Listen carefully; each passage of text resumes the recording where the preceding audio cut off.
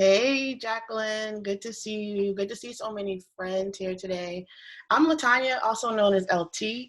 I work at UCLA in first year experience in student affairs, and I am joined by my colleague, Kelly O'Neill, who's going to introduce himself in a minute. But we're so excited to have you join us today on behalf of the Black First Gen Collective, which we'll talk more about in a minute, which is a national body. And so, Kelly, why don't you introduce yourself? There you go. I work in student success. I am on the academic side of the house. But before I was on the academic side of the house, I was an athlete. So athletes, African-American athletes, males, it's really something that's near and dear to my heart. I want to make sure that they excel athletically, but I also want to make sure that they excel academically. Great, thank you. So there's feedback for some reason. Hold on a second. Let me mute other folks real quick. So if you all are able to use the chat, we'd love to know. Let's see what institution you're representing or what's your favorite team, for example. So please, by all means, add that to the chat or what's bringing you here today. Once again, this is hosted by the Black First Gen Collective. And about a year ago, Kelly and I were at a conference, a student affairs conference, and we were having lunch or something like that and said we really wanted to focus on Black First Gen students. And by First Gen, we mean students whose parents whose parents or families have not completed a degree in the United States. So it's actually a more inclusive definition. The only other thing I'll add is that this is the second part of this is part two of a conversation that we had. How long ago was it, Kelly? I don't even remember now. I'd hate to say it was a month ago. It seems like it was last week. It was more than a month ago. It was a lot. It was earlier. It was a couple months ago, right? Corona time, right. And it was just a generic conversation, right, about student athletes, and people stuck around for that. I see some people who are returning, and we had both Kenny Donaldson and Blair join us for that, and we decided to actually hone in. So we're pleased to introduce them. Naya, we're going to start with you. If you could just say a little bit about yourself and the work that you do, and what does exactly inclusion person do for the NCAA? Well, thank you, for allowing me the opportunity to be here today. As stated, my name is Blair. I'm the Director of Inclusion at the NCAA Office of Inclusion, where my focus areas are race, ethnicity, and disability. So some of the things that I do is one, supporting our student athletes, making sure that they have a sense of belonging on their campuses and their conferences, just a part of the NCAA. We host programming such as our inclusion forum that happens in the spring. We're doing presentations for conferences and institutions around diversity and inclusion. I'm also a primary liaison to one of our diversity-related committees is MOIC, Minority Opportunities and Interest Committee. So at the NCAA, we have 4 diversity-related committees. I would say all the names: Culture, CPCDE, Culture to Promote Diversity and Equity, Committee for Women Athletics, MOIC that I just told you about, as well as the Gender Equity Task Force. So I work with MOIC to help with legislation as well as programming. So one of the things that MOIC has recently done over the course of a few years of work to create legislation that was passed in January for each campus and conference to have an athletics diversity inclusion designee, so an ADID.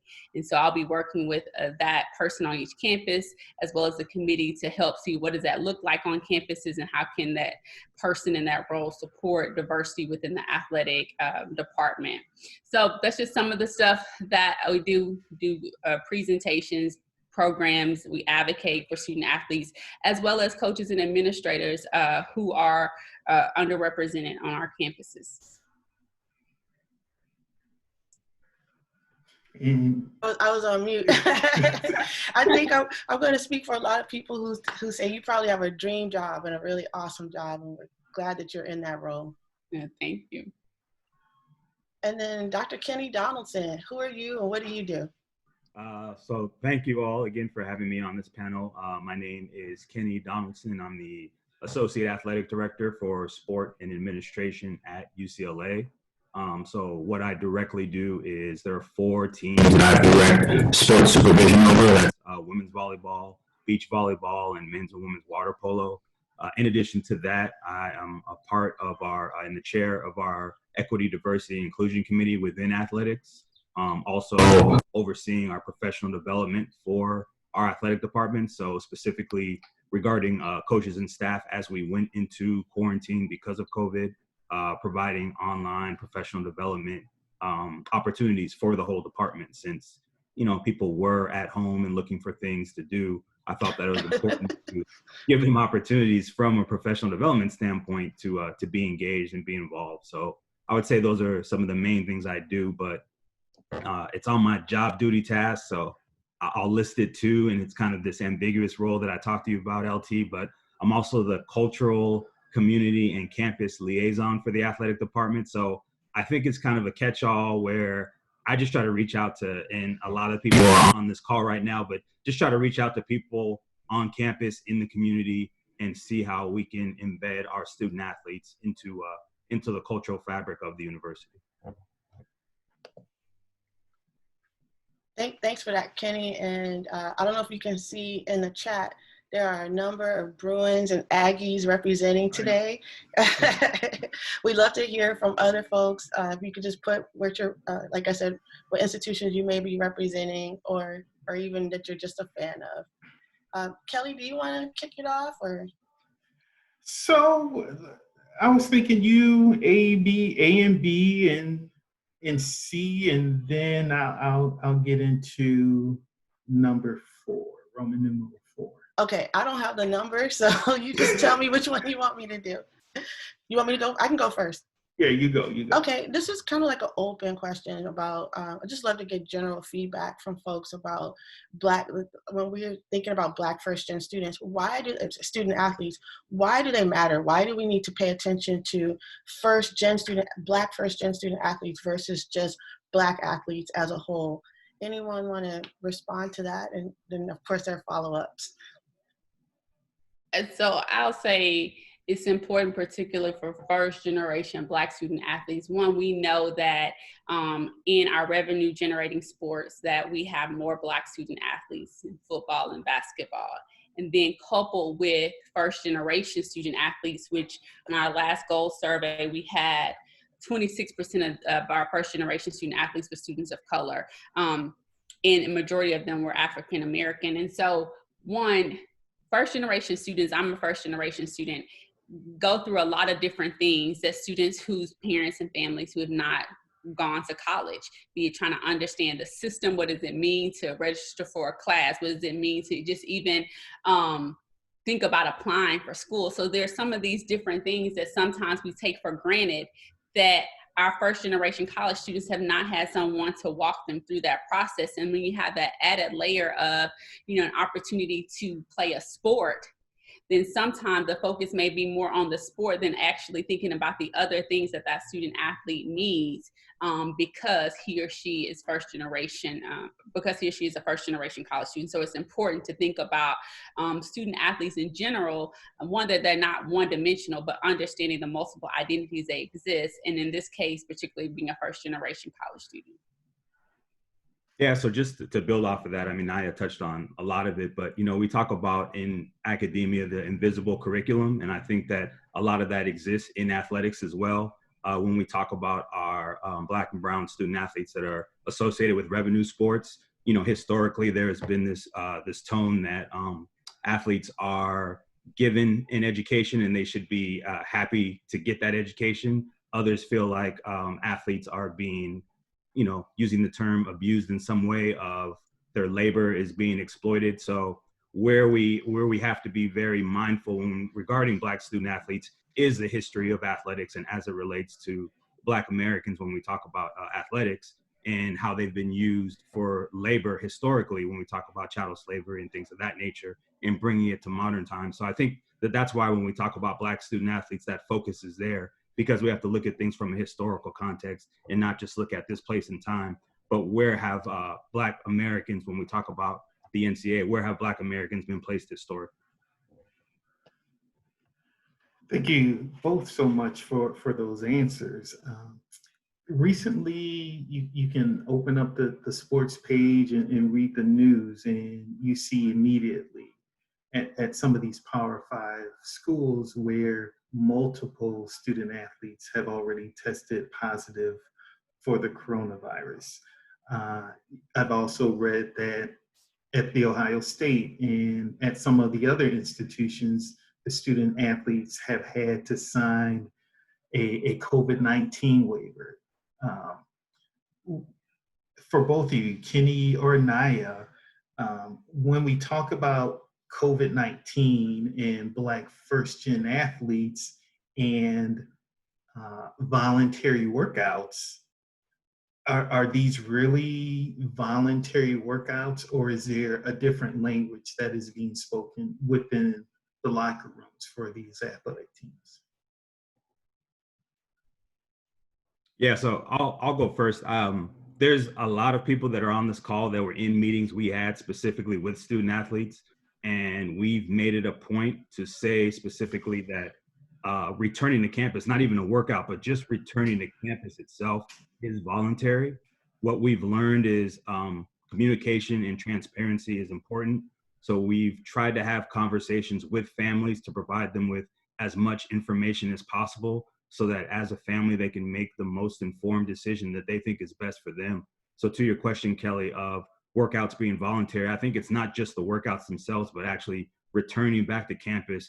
We've tried to make it clear that it is voluntary. Now, there may be arguments, especially in the past, of there's voluntary, and then the wink wink of voluntary means you're voluntold to be there. But I think especially in these times, we're dealing with, a virus and a pandemic that people really can't predict which way it's going to go. So, when we talk about any student athletes, but especially Black first-gen student athletes, I think it's important to give them as much information as possible from our end to let them know what we're doing to make sure that their son or daughter is coming into a safe environment, that their family member is coming to an environment where we're doing everything we can to ensure that the conditions are most essential to preventing them from getting it. We can't guarantee anything, but we're doing that.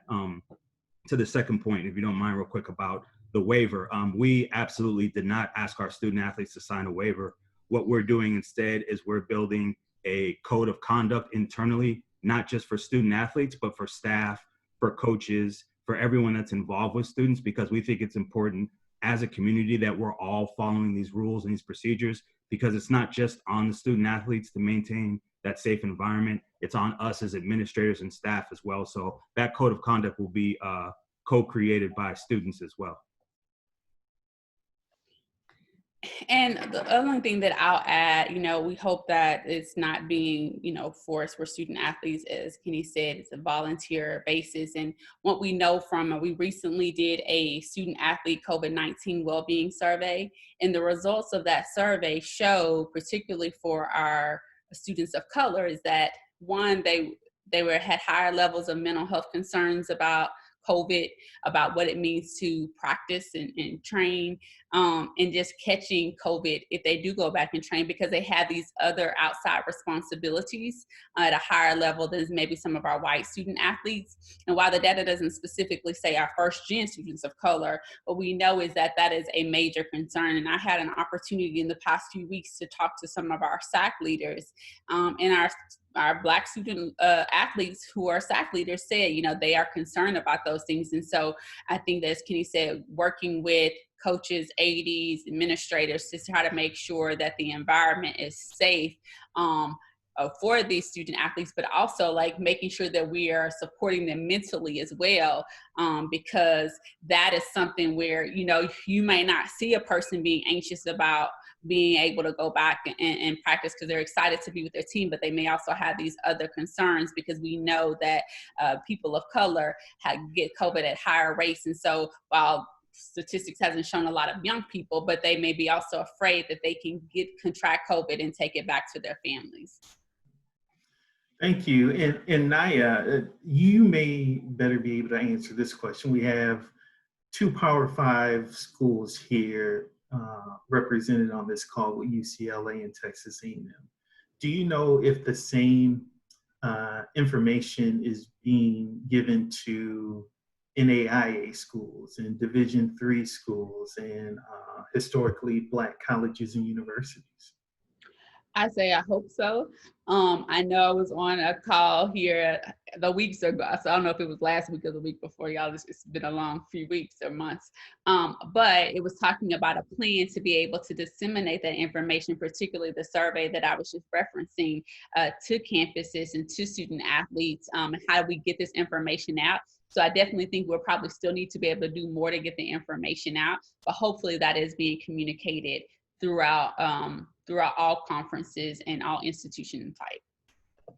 Yeah, and to your question, Kelly, the NCAA has released the core principles for resocialization. Mm-hmm. So there are some general guidelines that schools have been given for returning. To Naya's point, each institution and each conference is responsible for how they're bringing students back, but there is an NCAA core principles for resocialization. Mm-hmm. And our Chief Medical Officer, Dr. Brian Hayline, with the committee from the Sports Science Institute, of what Kenny is referencing, they came up with that resocialization policy. Hey, Kelly, do you mind if I have a follow-up question? I was so excited for Naya to bring up mental health support. And I happen to know that there are at least two advocates of student mental health that are participating in the audience of this chat. But could either of you describe, or just from your perspective, maybe elaborate just a little bit more what those mental health needs may be, or what might be some promising practices for addressing mental health support? It's okay if I start, Kenny. Okay. So what I'll say is that, again, from the surveys I mentioned, students are, really anxious about going back. And from some of the student athletes that I've been speaking with, they want to have particular resources available for them. So to help them even deal with, one, the loss of the sport, for however long, and what does it mean to come back into it. And there's still a lot of research, right, that we still need to figure out and find out based off of COVID, and we're still going through that. But one of the things we're working with the Office of Inclusion is partnering with we're working with Sports Science Institute and researchers, a committee that's specifically looking to address mental health for student athletes of color, and what does that mean and what does that look like. So we actually have a task force that's meeting this week to talk about what are some action steps and some of the things that they need, and some of the things that we can provide campuses to consider and think about, because we know that just in general, students of color, people of color are not prone to go to see therapists and different things of that sort. And then with some campuses, they do have those therapists and people available, but then how do we normalize it, particularly for a population who may not be their first thing that they do. And actually in the survey, I can't quote the numbers right offhand, but more student athletes knew where to go to see a doctor for maybe like a physical pain, but many student athletes, there were a higher number who reported that they did not know where to go for mental health concerns. And so it's just even being able to communicate to them about where to go, who to reach out to. So how do we provide those type of resources and normalize it in a way that it's okay to be able to take advantage of those resources? Yeah, so LT, when you mentioned best practices, I know once we were told that student athletes were going to be moved off of campus and they had to go home or go somewhere where it was safe, we actually included, among other things, a free subscription for all of them to the app. And it's slipping my mind right now what it is, but somebody will put it in the chat. But is it Calm? What is it, Calm? No, somebody help me here. Headspace. Thank you, Taylor. Headspace. So they all got free subscriptions to Headspace. So we were trying to be proactive about that. But in addition, and one of my colleagues that's on here, Melinda Kirshner, myself, Larita Granger, who you may be familiar with as well, we started having conversations several weeks before even returning to campus about this same topic, So one of the things I think we've tried to be proactive about is, as we brought student athletes back to campus, which started happening this week, in addition to being screened for COVID, they also had mental health screenings that, involved certain questions around different themes that weren't just related to COVID, but were also related to racial injustice that has gone on and other intersections that I know we'll probably discuss later. But I think as we get back to the topic of first-gen Black student athletes, it's important to note that this anxiety is not just around returning to campus, it's also around the things that are going on in the world today. And I think it's important for our coaches to know that, a student once told me, and this still sticks with me, that, they don't take off their Blackness when they step on the court, when they're on the field, whatever it may be. Those things still affect them, mentally. Those things still affect them psychologically. So you have this, loss of sport, you have this loss of routine, but you also have, racial incidents and social unrest that happening in the world. And all of this is very unprecedented. So when we're talking about mental support for student athletes, I think it's important that we think of how all this can affect not just how they perform on the field, on the court, but how they carry about on a day-to-day basis, and be mindful of that, which we've tried to let our coaches know about, our administrators know about, everyone from the top to the bottom. Oh yeah, we're building up to that. And just so you all know, this is what it's like to text with Kenny Donaldson on a regular basis. He just drops all these nuggets into my phone. Hey Kelly, there was a question in the chat I'm going to go ahead and read. So Claude Taylor asked about recommendations for mid-major student athletes, and I believe they are representing Monmouth. And so Naya, I know you said the information had gone out broadly, but what are how may many of these conversations impact other types of institutions, but also not just football, not just the big sports, but some of the non-profit generating sports? So we're currently working on the recommendations. So I can't give you a list of things that we have as an association, because that's what we're doing as a task force of getting that together. Outside of the ones that I just immediately think of is connecting to on-campus resources with your counseling and psychological services office. And if you don't have one, seeing if there's one to be accessed in the community to be able to utilize. But I also think it's about asking, student athletes that question, because, how they are doing mentally, how they are coping, as Kenny, talked about, there's a lot of racial injustice going on, and student athletes are being very vocal about what they're facing or what they're tired of facing. And so being able to have those conversations, I think, is very important, as well as to point them to resources that are either through a campus or through the community, are some ways. And then just also understanding that, particularly for first gen, but Black student athletes, that asking once, they may not just tell you everything they like. You got to have a relationship, I think, with them, but two, being able to revisit that conversation, more than once. And thank you. Now, I want to kind of continue on with that question, because I see UCLA was able to give, is it all their athletes, that free subscription to the Headspace app.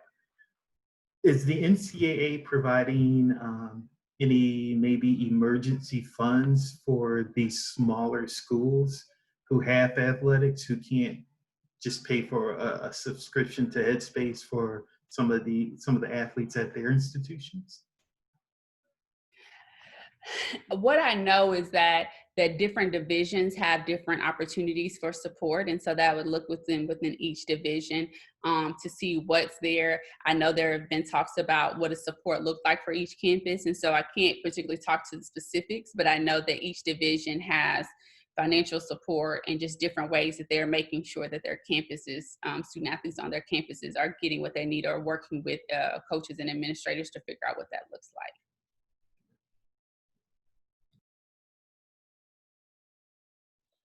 We'll stick with UCLA for a minute. And so, Kenny, I won't be able to properly summarize there's a petition that was circulating about the return to fall. Can you recap that for us and let us know where things stand with it? What was it all about? Yeah, absolutely. And again, part of what I'm providing is what was told to me secondhand I wasn't directly involved in the situation. So again, there may be people that are on this that can provide more context, but I'll just tell you from what I know. As we were coming back to school, as we were bringing student athletes back to campus, we had conversations with parents, family members, guardians, whoever it may be, and students about the return and what the process would look like. And, there were some families that felt like they were rushed in trying to make a decision about what was best for their child. They felt like there should have been more time. However, once it was described the way the process works, so we had public health officials who worked with us on a day-to-day basis to provide the clearance.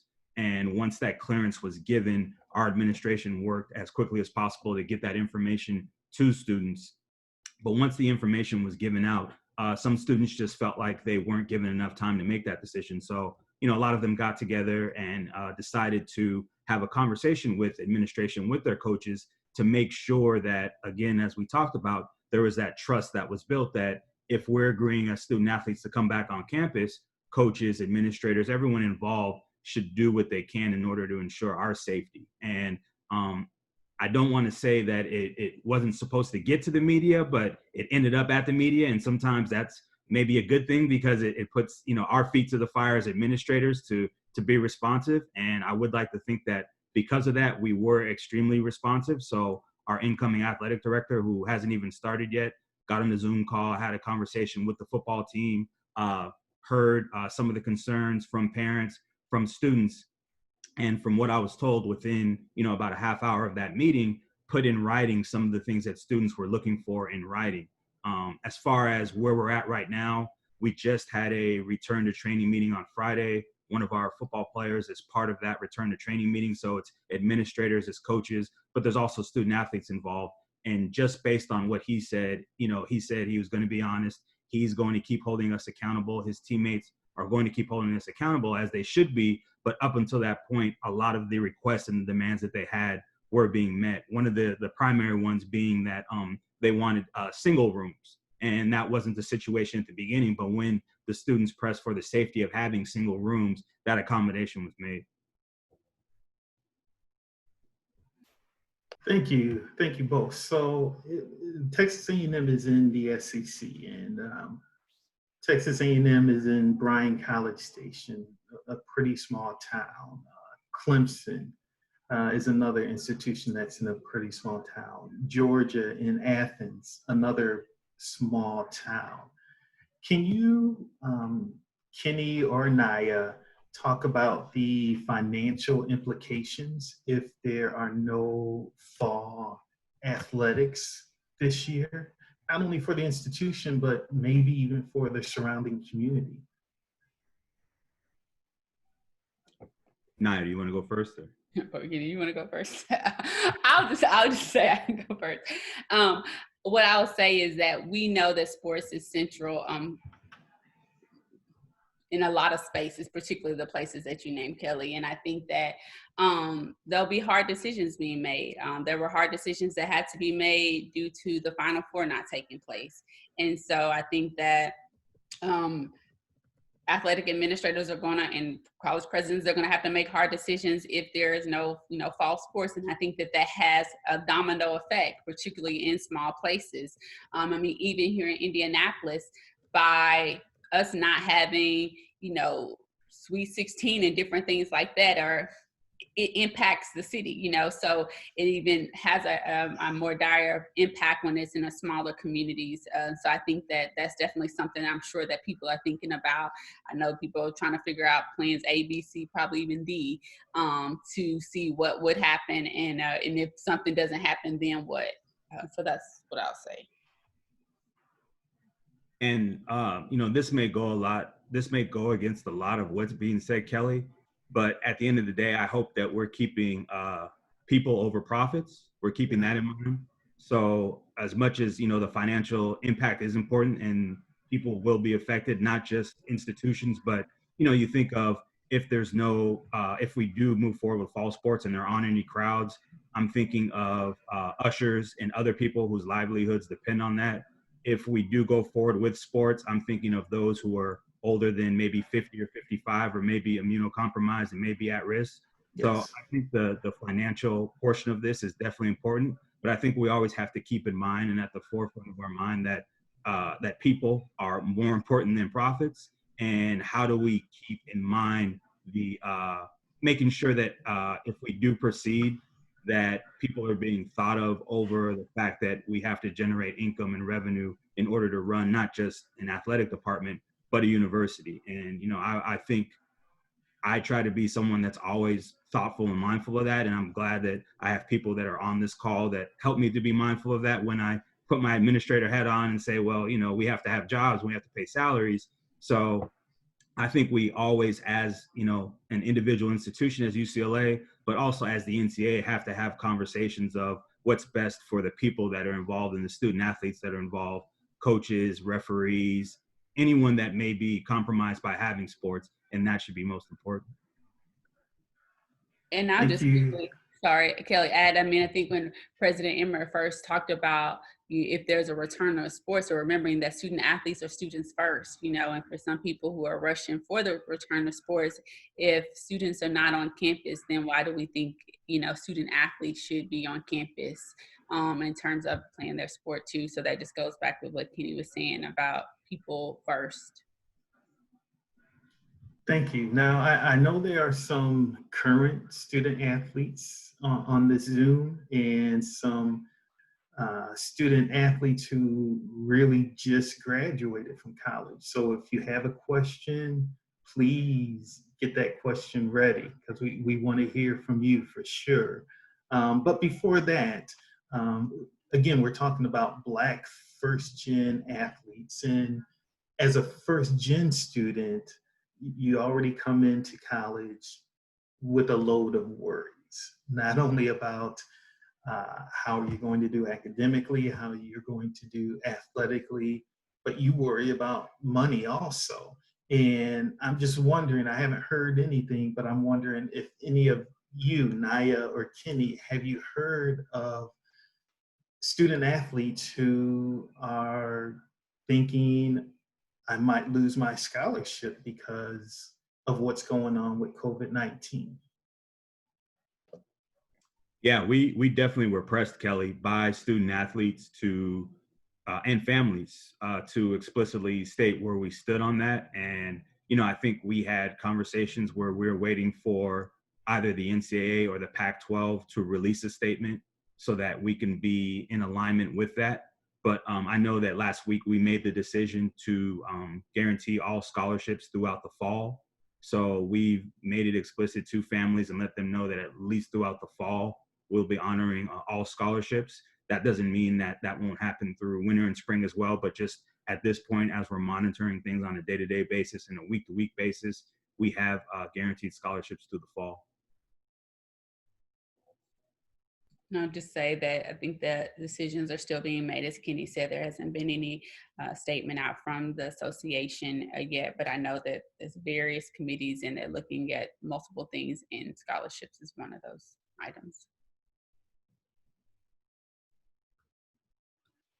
We wanted to take a moment to see if there are any student athletes who would like, there were so many conversations that have gone on so far, but anything people want to share about Corona or COVID, we will be transitioning to talking about the Black Lives Matter movement in just a moment.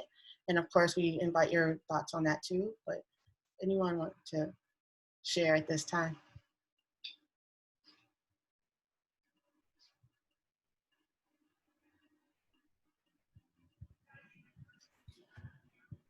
LT, I see Kyle Brown. Yeah. We Kyle? Can't hear you though. You're not muted, but we still can't hear you, Kyle.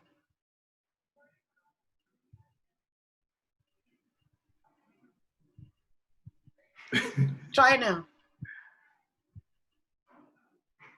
Have them type it in the chat. Yeah, how about type it? Okay, Yes. all right. Kyle is working it out. That's right. And Idris says go out and come back in. That's another option. There was a question in the chat about partnerships with academic affairs. So here at UCLA, we have organizations on campus that that do support, not specifically Black first gen, but first gen student athletes. I think someone on this call might be overseeing that initiative, right, LT? So there are certain organizations that do that, but what we're trying to start at UCLA is a organization specifically that supports Black student athletes, and I think that hopefully our Black first gen student athletes will be a major voice in that movement, because I think that Black first gen student athletes are really looking for that voice and looking for that community. We just had a call last Friday with about 15 or 20 student athletes. And I think once they realize that a lot of them are facing some similar issues across sports and across campuses, that collective voice is powerful, but also the space to be able to talk to people that are experiencing the same thing as you.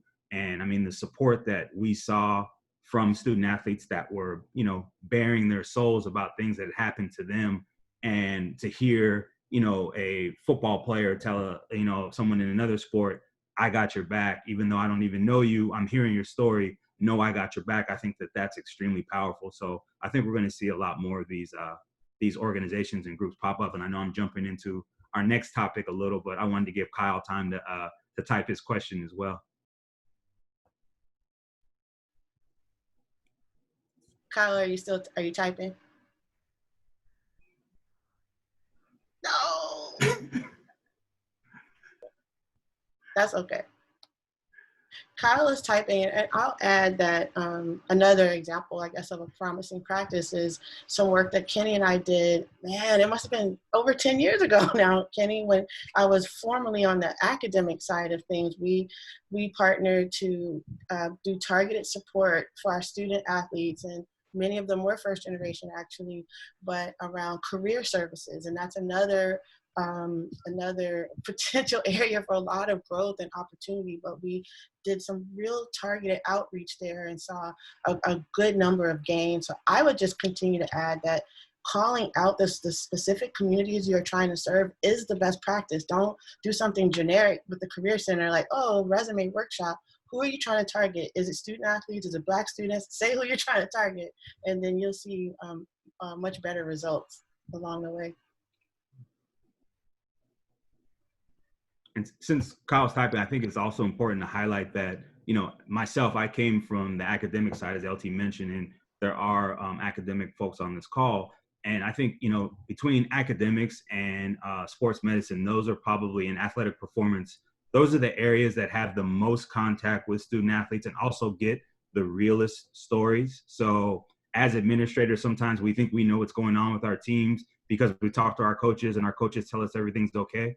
But I think it's important to talk to academics, to talk to athletic performance, to talk to sports medicine, because they hear the stories from the student athletes and they hear the real stories of things that are going on. And I think you can really find out about the culture of a team by talking to the people that interact on a day-to-day basis with student athletes. And speaking as someone that worked in academics and is now transitioned to administration, sometimes you get removed from that and, you know, you get so focused on the meetings that you have and the policies that you're trying to implement and things like that, you forget that at the end of the day, it's about the student athlete. So, you know, another best practice I would say is it's always good to bring together athletic performance, sports medicine, academics, and have conversations about what they're seeing and what they're hearing, and giving them the ability to feel comfortable talking to you about that if they have questions about how a coach might be doing something or how a student has been talked to by someone on staff. So I think that's important as well.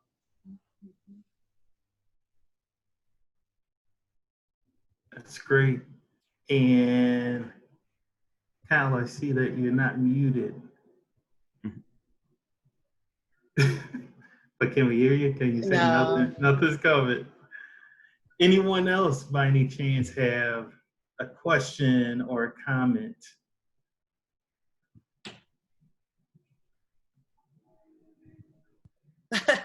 I love Kyle's resilience. Kelly, why don't we start talking about Black Lives Matter? Right. So again, we kind of skirted around the subject of Black Lives Matter and the current climate in our country right now. we see these athletic teams with both Black and white and other ethnicities that are on one team working together to accomplish one goal. We see that all the time, and that's the wonderful story of sports and athletics. But can either of you talk to what is really happening in these locker rooms between some of these players who come from different worlds? Is there tension? If there is tension, is there a conversation that is had and some of that tension dissipates? Or is it continual conversations about what is going on and this is my experience as a Black man? So I'll just say I can't speak to what's directly happening in the locker rooms since I'm not on campus. But what I will tell you is, having not only talked to student athletes, but recently coaches and administrators about Black Lives Matter, racial injustice. I've had a lot of presentations in the last 3 or 4 weeks, in conversations with SAC leaders and, like I said, coaches and administrators. And one of the things is that people are, on one hand, surprised that these things have happened or have taken place, and then some are not necessarily surprised, but they don't know what to do. They don't know how to support the student athletes who are experiencing things. And for student athletes, they're voicing it's time out for, not knowing and not supporting, and we need support, and we want this, and this is what it looks like for us. And so I was just reading something earlier today, I think it was Kansas, so I don't want to misspeak, but where student athlete was saying hey, there was another student athlete that said something racially insensitive, and the teams were coming together to support hey, that doesn't need to happen, and what's going to happen to that student, or what kind of culture are we going to now have, because that should not be allowed. And so I think that student athletes, for some have always been vocal, but now even more so are being, more vocal with it. But it varies for each campus too, because in sport as well, when you're, we had a program last week with the NCAA, and we talked about creating communities of belonging through a racial justice lens.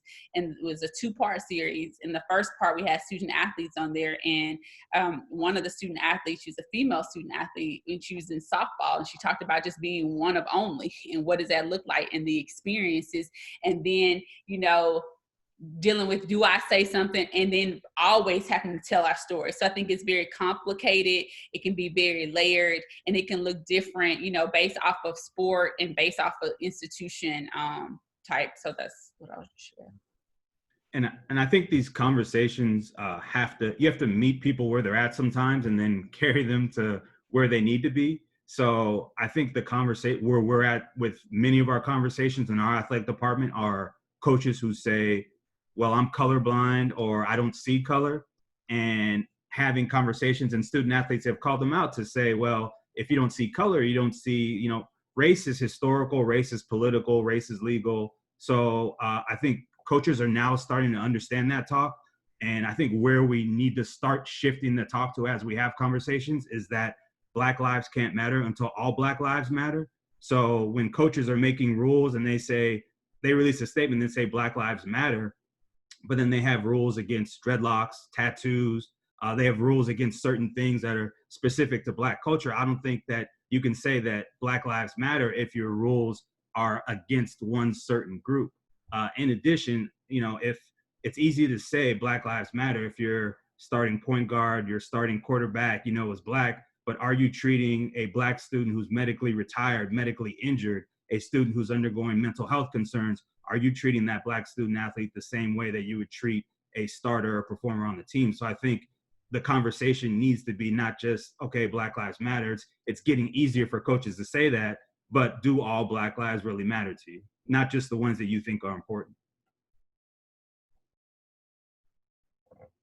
And does it matter in terms of hiring and who you have working with the student athletes too, in terms of the people who look like them in certain positions too? So it's it's very much so layered, and people have to take a step back, and as Kenny said, you get to meet people where they are, but they also gotta want to move, and movement and action, because that's what I don't think it's just student athletes. I think that society now is just like, okay, enough is enough. What are you doing?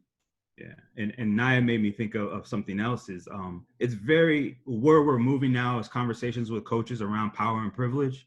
So I've facilitated some conversations where I've asked coaches to be quiet or listen, as opposed to coaches conducting the meeting. So it's much different for a coach to say, okay, we're going to have a talk about race, and as your white coach, I'm going to lead this conversation, as opposed to someone like me coming in and saying, we all are going to have a conversation about race. And coaches, if you could give space to student athletes, but primarily Black student athletes and student athletes of color, to talk about their experiences and not dispute or rebut or say that's not what I meant, but to actually hear them out and reflect on some of the practices that you're doing, so that the team can be inclusive.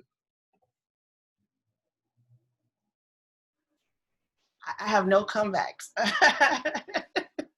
I just want to say this is an amazing conversation. And Kenny and Naya, I wish we could duplicate you and just spread you all around. We do want to see Kyle, friend, how's it going? No, I don't know what's going on.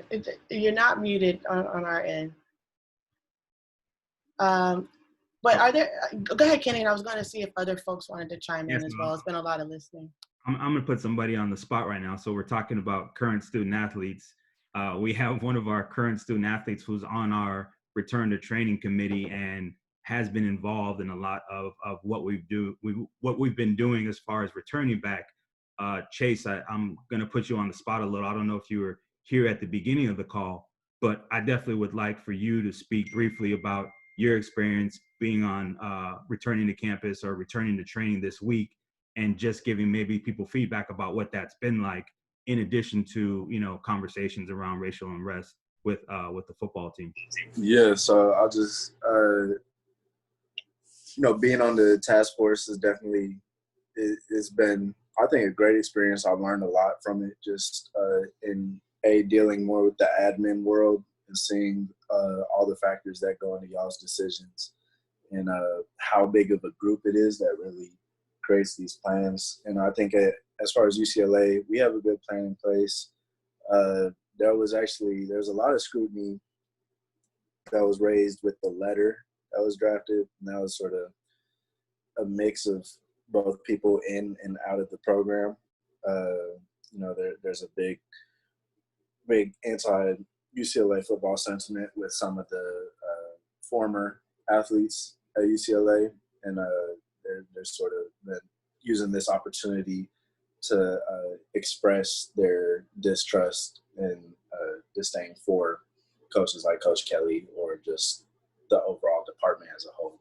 And I think that some of these claims are very valid, but just as far as being focused on my role on the task force, my main thing was getting the concerns that were raised. So all the concerns that were raised by this were actually both doable and reasonable. So we took all these to the table. We went from, not having social distancing in our housing to accomplishing that. We were able to get third-party oversight with a doctor who is loosely affiliated with UCLA. We were able to get an anonymous whistleblower system where student athletes and coaches could call out other people who they saw weren't following guidelines that would promote the overall health of the program. So, there were things and concerns that were raised and that were addressed, I feel, through the task force meeting. But then, there's also, something that I honestly think plagues the Black community, and that's something that is where people distrust other Black people who are in certain positions. So there were teammates of mine who I've been cool with since I've been here, like real cool, spent like multiple days a week with, who just came out flat out said they thought that they put me on the committee because they thought I could get walked over. And that for whatever reason, they thought that, I was in a position where I wasn't looking out for the best interest of student athletes when I myself am a student athlete. I mean, these were things that I really had to, and I didn't even feel like, defending myself over that, just because I know what I was doing in these meetings and all that. And that's why I look at it as a great learning lesson, because one of my goals in life is public service. And I think that big factor of public service is you get into that to help people, regardless of how they view you or think of you. So, and the bottom line is there's most of the team was understanding of how the concerns being raised were being addressed. And at the same time, there's that, but there's also the holding the athletic director, holding Coach Kelly, holding you guys, the admin, accountable. Because at the end of the day, we don't have protections as NCAA athletes. We don't have unions like most professions in California. We don't have salaries or contracts that involve, the same amount of detail as someone with a job would have. And we sort of we've literally signed away our likenesses. Thankfully we get those back next year because of people who've done great work like Ed O'Bannon, who's a UCLA graduate. And, but it's up to you guys to sort of protect us. And it's a unique dilemma because the people who are in charge of protecting us are also the people who can, do us the most wrong. So it really, by being in these meetings, it's been an eye-opening experience. I'm thankful that I've been given the opportunity to do this, and any input that y'all want. Oh, I see there's a question in here in the panel. Oh, that's for y'all. That's for Yeah. But thank you for inviting me again. Sure. No, thank you, Chase. Well, go ahead, Kenny. You want to jump in, and then we're going to unmute Patrick Johnson in 1 second. Okay, and I hated to put Chase on the spot, but I knew that Chase really served in a difficult role because as a member of the football team, he has to have the best interests of not just the football team, but every student athlete. So people felt like Chase was representing the football team. No, he actually was representing, and we have 4 student athlete representatives, but Chase and the other 3 student athletes are representing all student athletes. And he's in a meeting with over 20 coaches and administrators. But as you can tell, Chase is not shy about speaking up, and any student athletes that felt like Chase didn't have their best interests at heart, I would say in our meetings, Chase was asking the toughest questions. In our meeting, Chase was shaping policy with the questions he asked.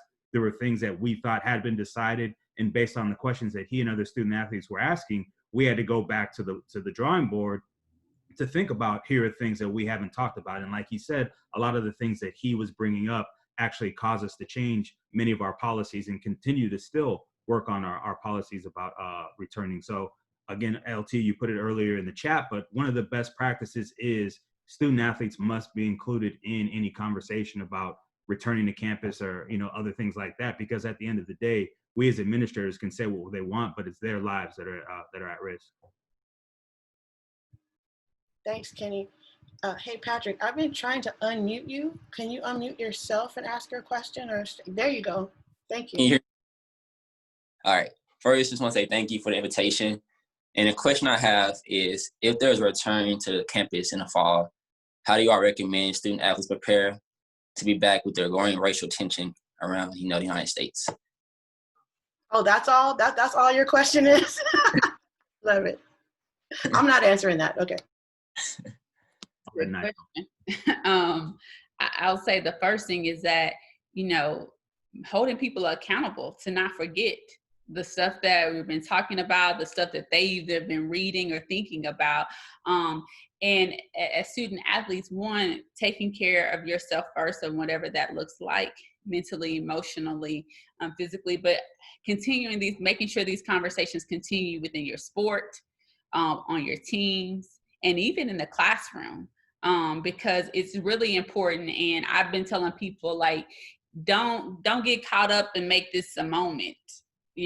Don't, because some people want to be seen as being a part of it because it's the thing to do. And I'm hopeful that majority of people are taking very seriously what has been happening and what they are recently seeing, and how people are speaking out about that, and really trying to move forward. But I think it's important that, if we have a fall semester and you're back on campuses, is that the momentum continues, and they, as student athletes, also, you don't feel like you have to carry that either. Because on one hand, it's great to hear people's stories and experiences, but like, how many stories and experiences does one have to hear before change happens? Mm-hmm. And so I think as student athletes, reminding, be it again, administrators or coaches, faculty members, of like, where is the change? What is currently being implemented to make sure that this campus, one, is a place where I belong, or this team, I feel like I belong, and that there are policies in place that support me and people who look like me, not just now, but in the future. So reminding people of that responsibility that we have toward you is what I would say. Yeah, so to Naya's point, what I try to do, especially with our Black student athletes, is talking about experiences is important, but even more important is the action behind it. So I think the two biggest things to think about are coalition building, so that it's not just, well, these are the Black football players or these are the Black basketball players, but as a group of student athletes, how do we build a coalition?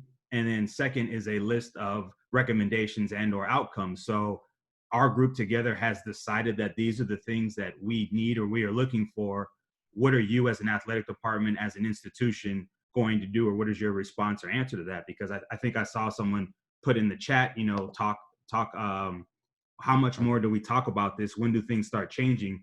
We have to start putting definites and time limits on these things. So, if we want something to happen, we need to set a deadline and a time limit as, this is what we consider to be unacceptable, and this is when we expect it to change by. And if that doesn't happen, as student athletes, what is the power that we have in order to bring that change? So I think student athletes are starting to realize the power that they have, but instead of people having to work out of silos and having to feel like they're the only one that's trying to create change, it's important to coalition build and to have measurable outcomes as to what your expectations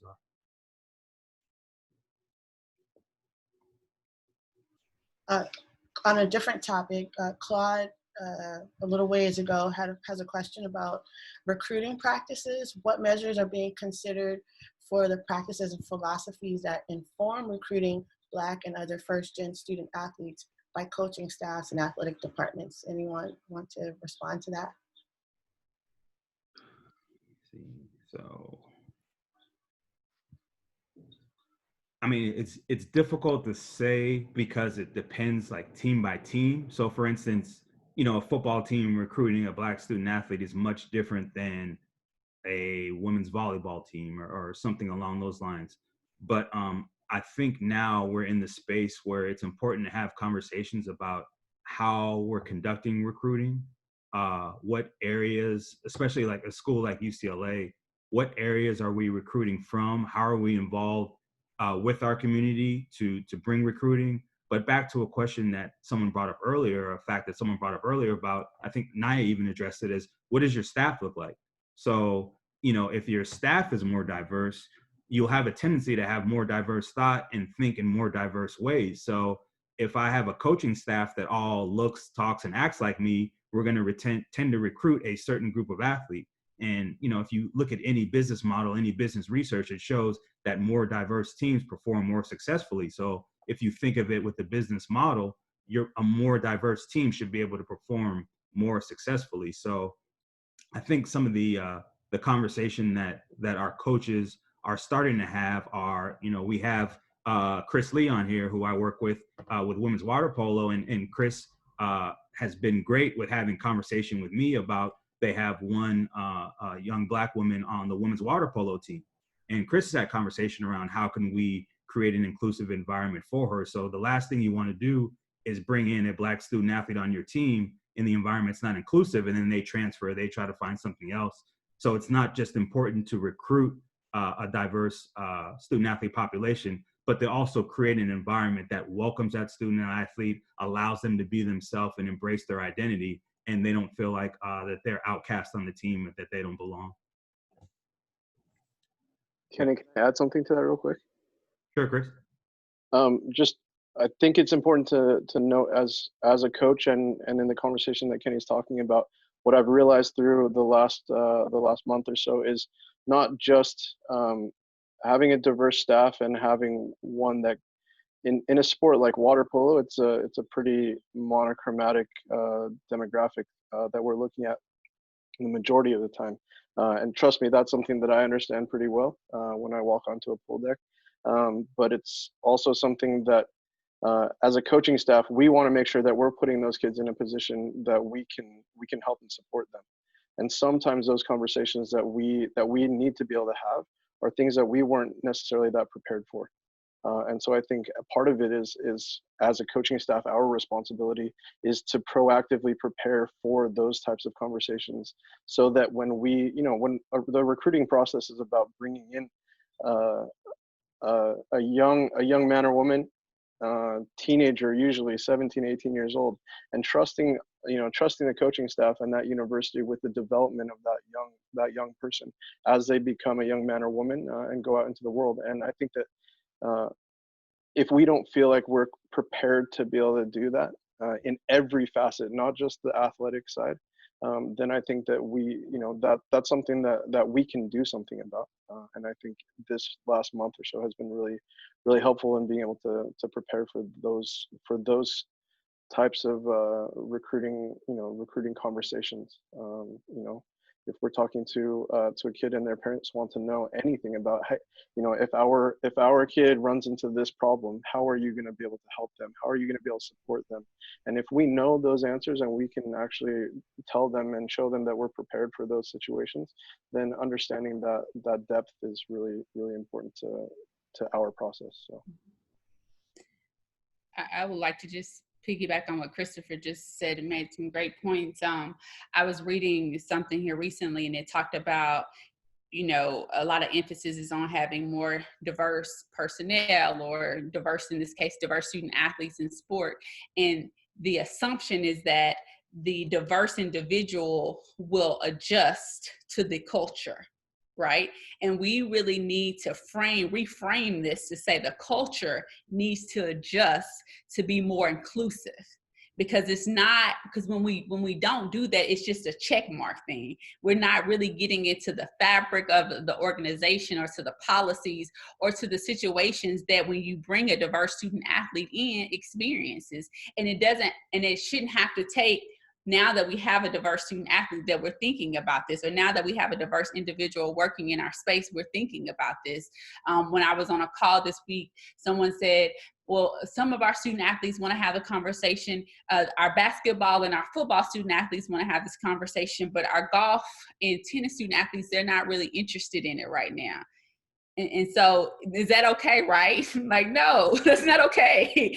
And can you think about probably why your basketball and your football student athletes want to have it? Because they're probably more of the Black, And there's even a conversation of, wow, you don't have diverse student athletes who are in tennis and golf. Systemically, there's some things right there to unpackage. But until we individually and collectively look to see what our structures are and who we are as an organization or a department, whatever the case may be, and see what do we need to change, just because we want to be inclusive, not because we have one student athlete coming or we want to be a part of this looking good for this time. Like, we've got to change the focus. It's not about diverse individuals fitting into a culture. It's about us changing a culture so that we all can be a part of that. Thank you, Naya. And while we're on this topic, we actually want to take a question from Veronica and then go back to Taylor's question, because Veronica was really getting at some of those those institutionalized practices that we overlook, in this case of coaching staff coaches bringing their own staff with them, and which kind of leads to the recycling of people over and over again. Any thoughts about that? How do we diversify if that continues to happen?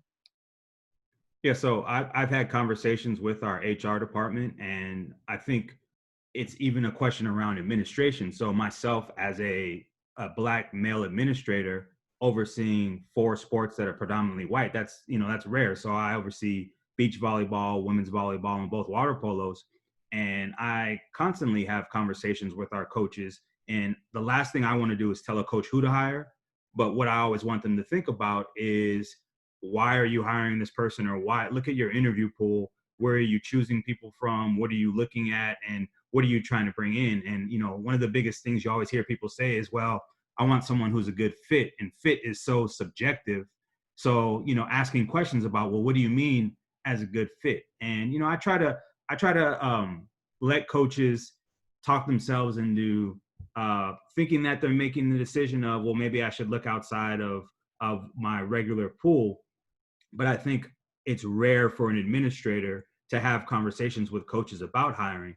So it's important to talk to HR and talk to other folks about what are some things that you can put in place to say, almost like a checkpoint of, are you considering all diverse candidates? And I know this conversation is specifically around race, but that's even for women's sports. Are we considering women's coaches? And are we considering, coaches from different backgrounds? I think that that's important as well. And when you talk about fit, that's the same thing when people say like a diverse candidate. And then like when you're saying like, make sure you have a diverse pool, there is, this whole notion about being qualified. And it's just like, the assumption is, of course, everyone that you look at is going to be qualified. But when we say diversity, that comes into play. The other thing I would say is, I'm not an athletic administrator, so Kenny, you might disagree with me on this, but I think that for administrators to show, like, to tell coaches that is a value. Like, if the top is saying that that's a value to diversify your staff, and really trying to hold you accountable, whatever that looks like. And I know that, in some of our conferences that can be a little dicey and tricky, but I think that it's important because some people are doing it because they're not being held, it's being okay, so they're not being held accountable to not, diversify their staffs. And so they're going to continue the practices that they've been doing because no one's telling them, or they may be seeing it, but it's not sticking to them that is valuable, that is important. And I think it goes back to, and Naya made some great points, it goes back to what we talked about of, are you interested in diversity or are you interested in inclusion? If you're just looking at numbers, you're going to continue to recruit who you're recruiting and then not create an environment for them that is inclusive. So if your staff is not only diverse, but creating an inclusive environment, then hopefully you'll be able to recruit a wider base of student athletes because there's an environment that's been created that welcomes them and allows them to be themselves. So I think that that's not just, staff is important for recruiting, not just from a diversity or numbers standpoint, but creating an inclusive environment as well. Howdy, guys. Thank you, Bo. Go ahead, Joe. Yes. Howdy, Kelly. You mind if I jump in? How you guys? I'm Joe Fields. I'm the Senior Associate AD here at Texas A&M, working with Student Athlete Services and with sport admin responsibilities of our track and field program. And I couldn't agree more. I think you make some very great points. And as it relates to diversity and inclusion, I think the thought process is that you always want it to happen organically, right? And when things happen organically, there's a natural fit. The person coming into that environment feel like they have a fair opportunity to contribute, and those that they're working with, they see that person as someone that is qualified and has successfully navigated that interview process, so to speak.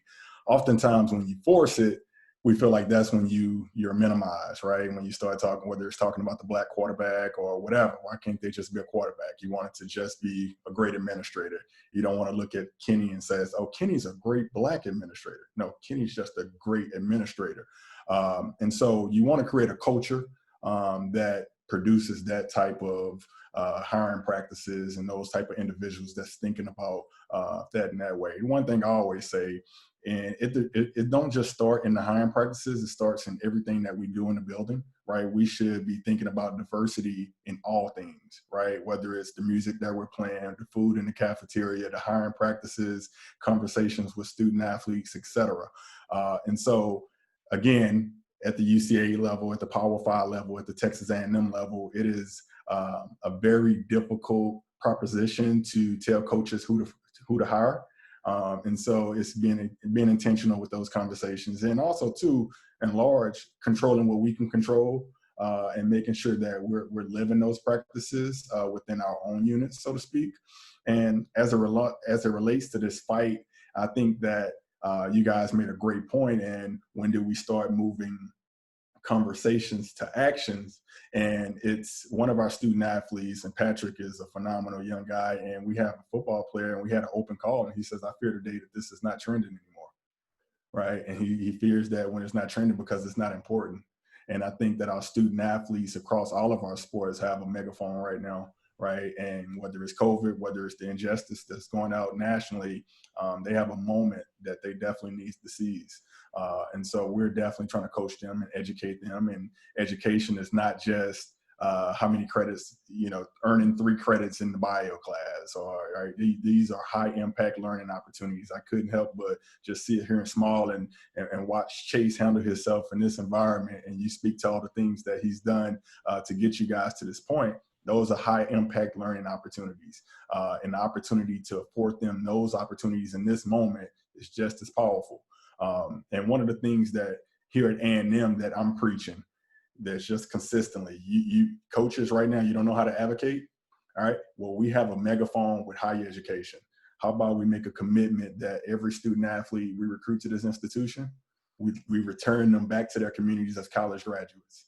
Right. And if we're returning them to their communities as college graduates, they become college graduate mothers, they become college graduate sisters, husbands, wives, right. And they, and it's a trickle down effect, and it's a ripple effect that can be truly life changing. And so this is awesome. I appreciate you guys for having me on here. The conversations, you guys are spot on. This is very empowering. I appreciate it. And thanks for that, Joe, because to your point, I think for us as administrators, and Naya can speak about her path as well, but for me, I never considered becoming an athletic administrator until I talked to Ross Bjork. And Ross, who's the AD over at Texas A&M, was at UCLA, and Ross had conversations with me about, have you ever considered becoming an administrator?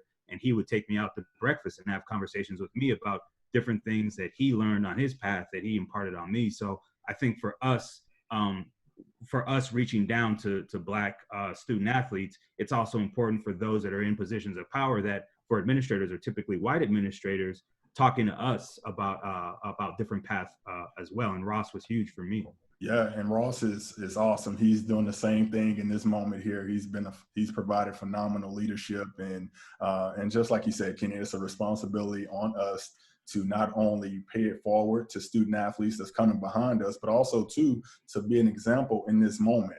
All right. And whether it's censorship or allyship, get our counterparts to understand the uniqueness that we have to deal with as administrators at this level.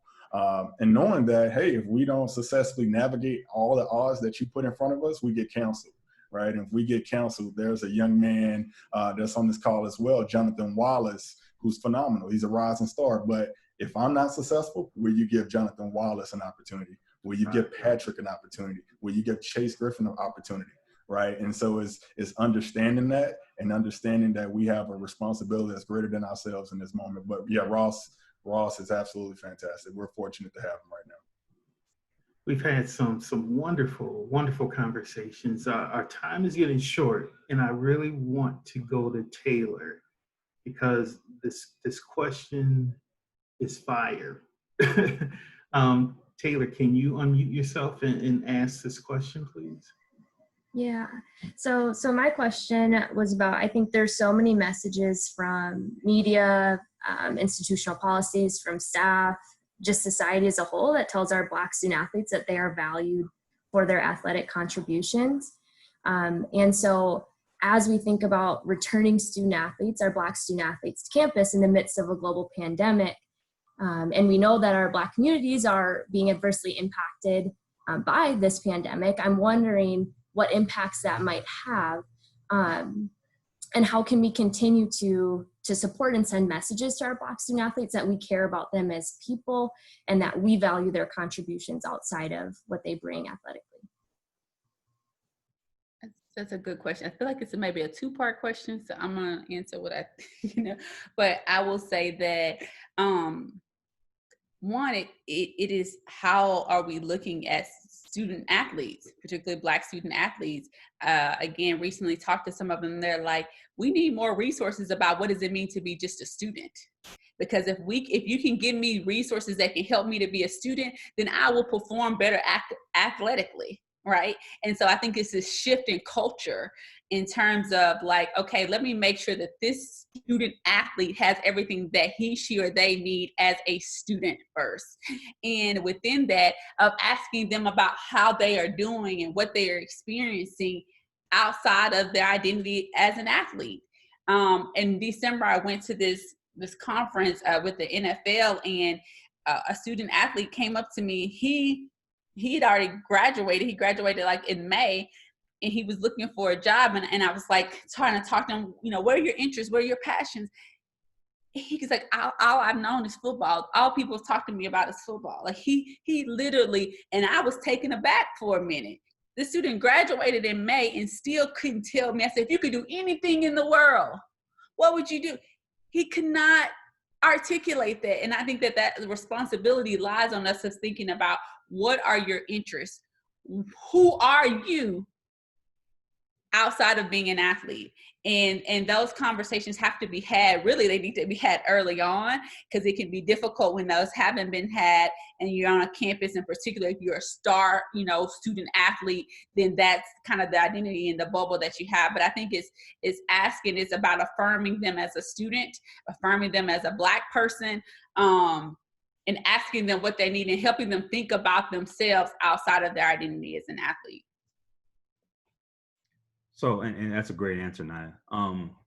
One of the things that I've tried to instill in our student athletes is that, one of the advantages we have of being at a school like UCLA is you look at the legacy of Black student athletes and not just what they've done on the field at UCLA, but their legacy. So you talk about Jackie Robinson, you talk about Arthur Ashe, you talk about when he was at UCLA, Lou Alcindor, now Kareem Abdul-Jabbar. And these are giants, not just in their sport, but off the playing field as well. So I think it's important that we talk about legacy and who our Black athletes are following in the footsteps of, and the path that prior Black student athletes have, the path that they've laid for our current student athletes. How do you build on that? How do you continue that off the field? So one of the things that we did in February is we created a Black student athlete display for our Hall of Fame that talked about activism and advocacy. So it didn't touch on Kareem Abdul-Jabbar being the all-time leading scorer in basketball or how many national titles he won. It talked about his writing. It talked about his work with civil rights. For Arthur Ashe, it didn't talk about Wimbledon or the tennis championships he won. It talked about him fighting apartheid. It talked about his advocacy and activism around AIDS. So a lot of what I think it's important for our student athletes to know about is, and it's unique to have it at a school like UCLA, but I'm sure if you looked at other institutions across the land, that Black student athletes have not only done great things on the field, they've done great things off. So how do our current Black student athletes continue that legacy as well? So, I have these props here, but, Eton Thomas has written a tremendous book. He's a Syracuse student athlete. Ed O'Bannon, there's a whole book about, things that Ed O'Bannon has done. So I think that there's plenty of examples, to your point, Taylor, of talking about the legacy of Black student athletes at these institutions and how our student athletes currently can carry on that legacy as well. Those are important conversations. I'm a little bit overwhelmed and for clap, but before Kelly closes us out, I just wanted to add one thing. Taylor, I so appreciate when people bring up the power of representation in media. That's my own area of interest and of study. And I'll say that we need to apply these critical frameworks to our popular culture as well. So when Last Chance U comes back on in a month, it was one of my favorite shows. It's on Netflix. But how are we applying the same critical frameworks? What are we seeing being represented there? The power of the white coach over the primarily Black or Black and brown student athletes. Most of those student athletes that are playing in that show are first generation college as well, and you see them struggling to figure out their own pathways, like Naya was talking about before. How do we apply a critical framework to a very popular movie, Remember the Titans, which is always lifted up as like community building, and look at how these teams come together for racial harmony. And I am a graduate of T.C. Williams High School, and let me tell you, I'm not that old, but it didn't play itself out the way that it does in the movie. Denzel Washington was not our coach, just so you know. Naya, I don't know if you wanted to jump in, and I think Kelly's going to close it out for us. All I just want to say, first of all, outside of thank you, but the other thing of making sure, I think that Joseph kind of mentioned about if things are going to progress or move, and how I think you have to see, like, how is it impacting your why? Like as a organization, how does it go back to your values as an organization? And that's when you know that your practices are going to be inclusive. It's going to be for the long haul. If you can't tie it back to your why, outside of it's the right thing to do, we've been known it's the right thing to do. So why does it matter for your organization? Why does it matter for your department? I think it's just really important for people to consider. Naya and Kenny, thank you. Thank you so much. Everyone else on this call, thank you so much. This has been very, very impactful. Again, this was the second part to the Black First Gen Athlete. And I can't imagine why we won't have a third part coming up sometime soon to continue this dialogue.